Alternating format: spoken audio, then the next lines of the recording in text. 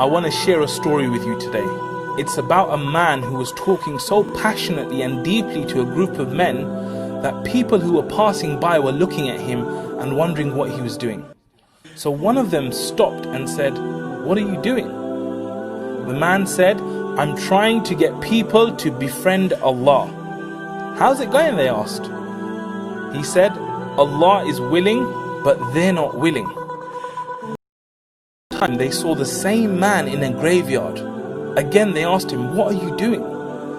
He said, "I'm still trying to make the people befriend Allah." "How's it going?" they asked.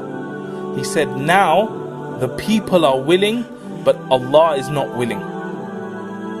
This story is a great example about how important it is for us to seek forgiveness from Allah. Because right now, Allah is waiting for you and me to ask Him for forgiveness.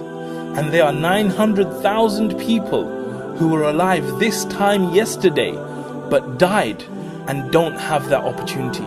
And they would give their whole life and wealth and everything they own to come back to the situation you're in right now, just to ask Allah to forgive you. So for that reason, today I want to focus on forgiveness. You know, the difference between a good person and a bad person isn't that they don't commit sins. The good person is the one that as soon as he commits a sin, he runs back to Allah because he realizes there's nowhere else to go. I've done this wrong, I've done this sin. The only hope is that I go back to Allah and Allah will forgive me. And the guarantee is Allah will forgive us. So we need to build this habit of going back to Allah and asking Him to forgive us. Whereas in the case of the person that's bad, he will commit sin, and he will commit sin, and he will commit sin, and he'll just go through his life and he'll carry all those sins until he gets in front of Allah. So for us, we need to build this habit of asking Allah to forgive us.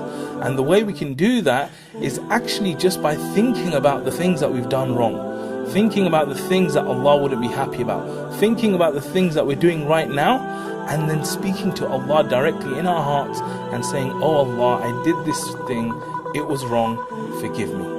And if you do that, Allah will forgive you, no doubt. Allah will forgive you.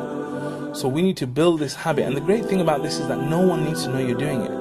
But the truth is, when we do something bad, we know the guilt we feel. We know it's wrong.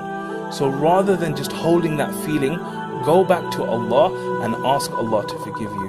And this is the month of mercy. This is the month of forgiveness. And if you do that now, I promise you Allah will forgive you as long as you're sincere, inshallah. Jazakallah khair for listening. Assalamu alaikum wa rahmatullah.